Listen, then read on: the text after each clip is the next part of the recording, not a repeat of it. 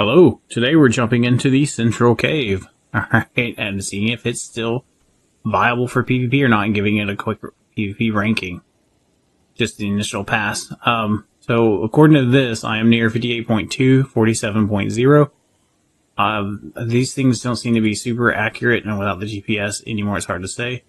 Here it's saying at 58.9, 47.9. Anyway. So to give you an idea of where the central cave is, if you don't know Scorched Earth, there is a canyon in Scorched Earth.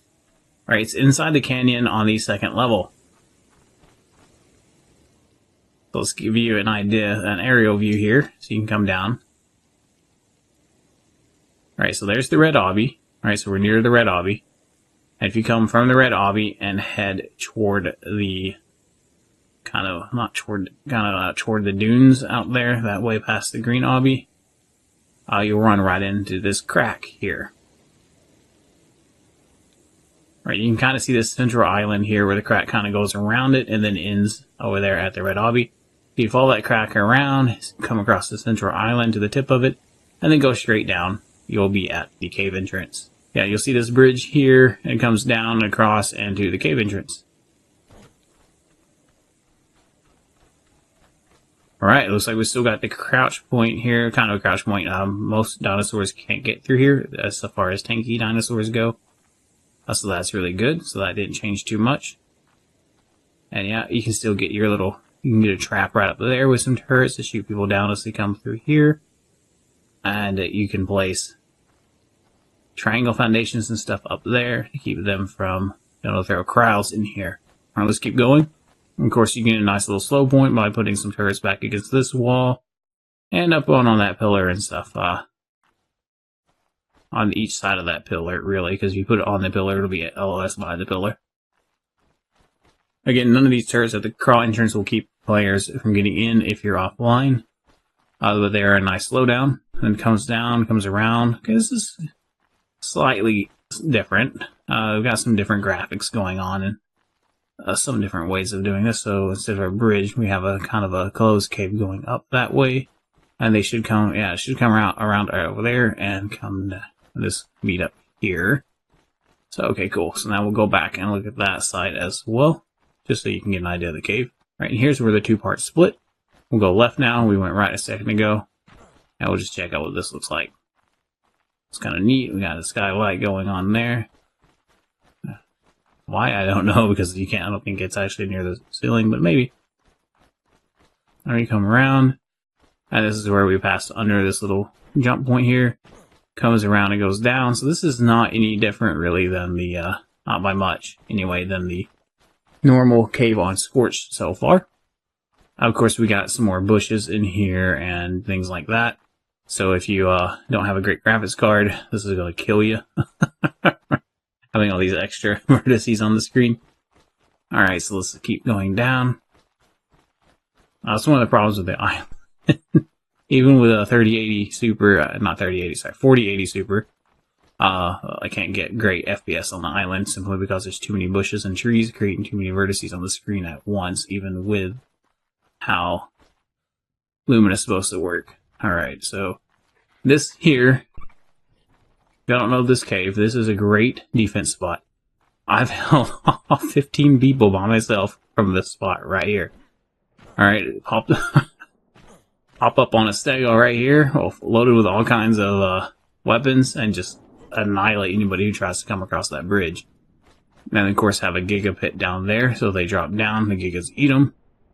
And then have turrets against that over there. And then wrap them in a U all the way around to over here. That way they're out of tech weapon range. And of course tech weapon range was more of an issue when people were coming in here and your turrets had to be sitting on a structure. I know turrets can go straight on the walls, that's less of an issue, because then only tech turrets are vulnerable to tech weapons, or at least tech saddles. I just say tech weapons. Alright, they encompass everything tech that could potentially damage. Alright, so that's another good stopping point here for PvP.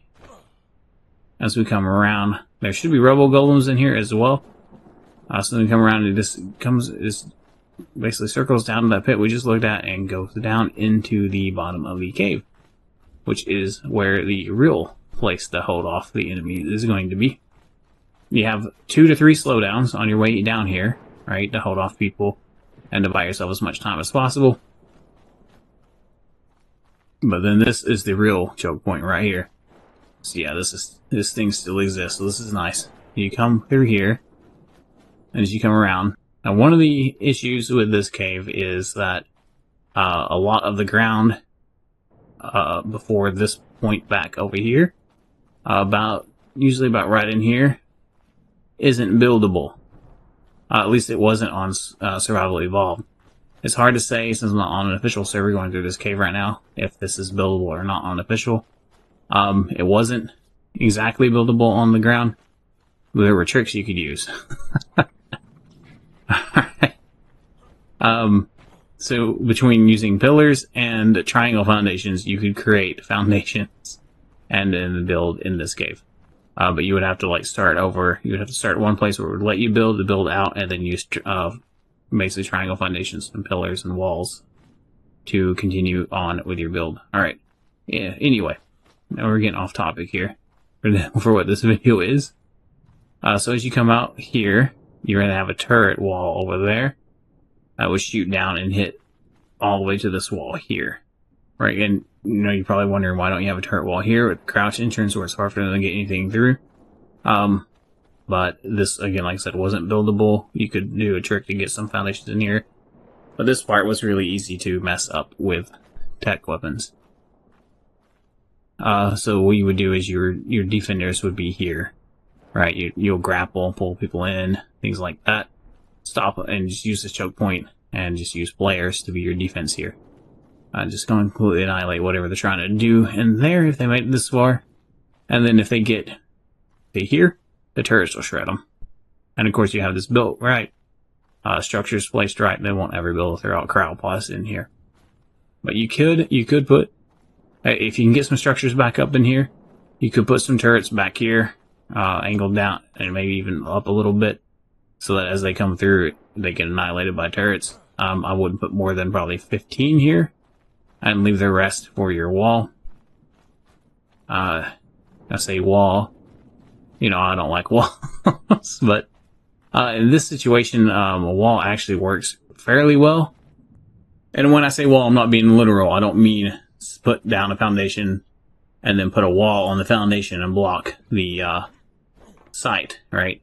I have a PvP tip playlist I'll have linked above. You can click on that. And if you watch that playlist, you'll see how to build kind of anywhere in the game, really. With turrets that will shoot every direction, no matter how you build them on the wall. So, and of course I would recommend, if possible, placing turrets on ceilings and on walls as well when applicable. But this spot right here doesn't look like that's going to be a real thing to do. Might be able to put some up on this wall here and kind of build back into here, and then put the majority on your wall. Probably have like 75 turrets on your wall, 10 up on these in this little canyon type thing here, and then maybe like 15 right here shooting down the crouch. Again, don't be offline. No matter what cave you're in, if you're offline, you have a problem. Alright, and so let's see. Really not noticing any huge differences in this cave. Alright. It's pretty much built the same. It just has more resources and stuff in it. Or plants. Scorched Earth is more alive in this one than than in a Survival Evolved. So yeah, we got just a winding path all the way down to the artifact. That mantis isn't supposed to be able to see me. Or you're like the only dinosaur that doesn't obey invisible. Alright. Nothing else can see me. You weird old mantis.